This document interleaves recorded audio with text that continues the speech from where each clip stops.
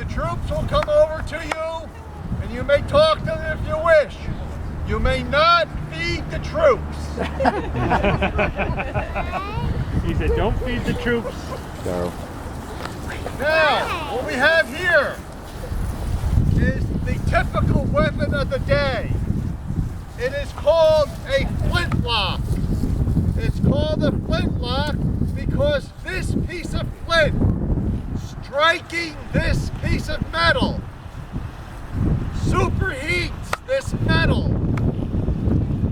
It makes really tiny sparks, which hits the pan, which is full of black powder, goes through a touch hole, and ignites the main round.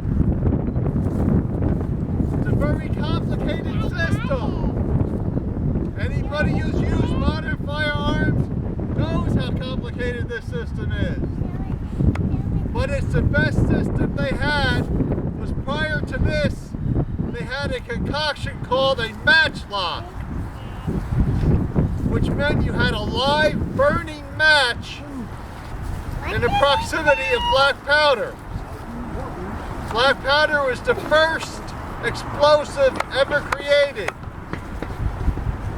It's a very easy explosive.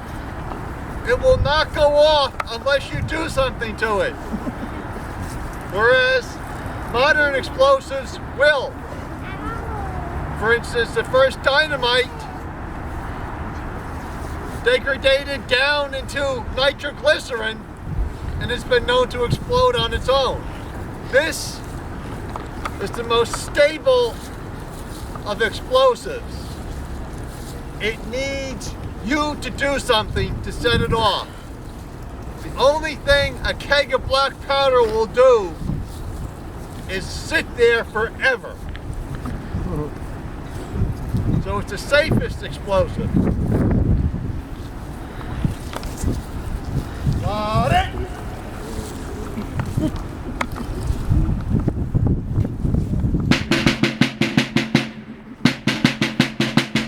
You would think you're around. You would fight.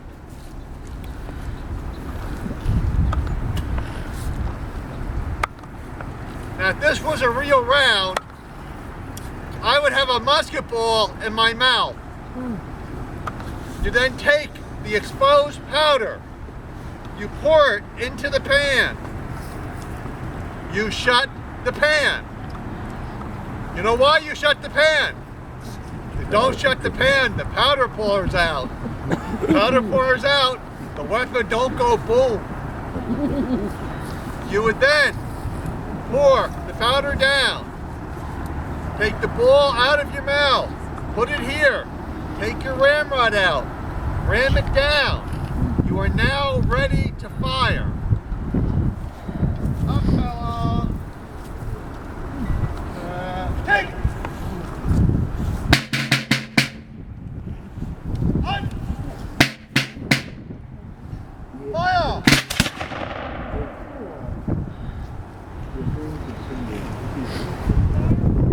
Pulling of the trigger.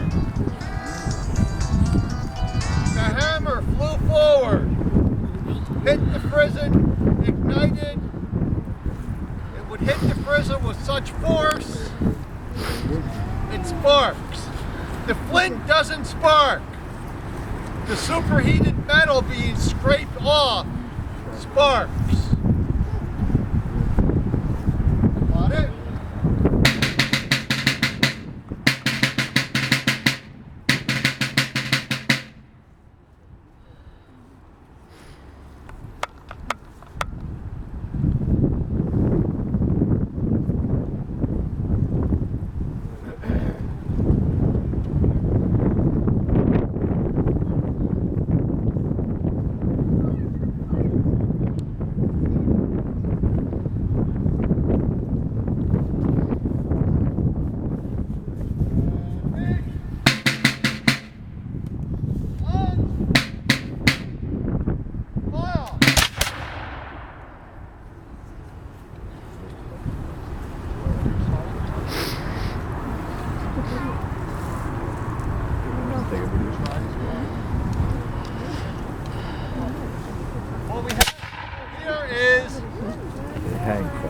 something that happens all the time.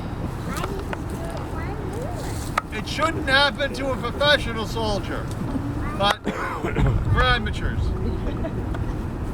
When he pulled the trigger and the hammer went forward, the spark didn't hit the pan. That could be his fault by not checking his flint, or it could be, since this weapon is such a small weapon, the sparks are light. A small gust of wind could have taken the spark and prevented it from hitting the pan. So you have fired?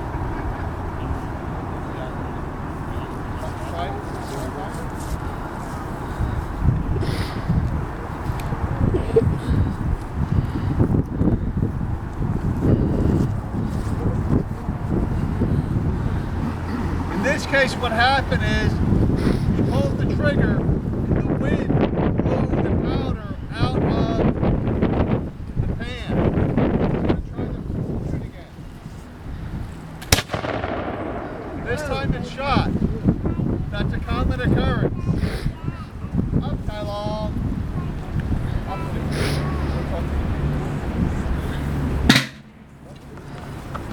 Guys have any questions?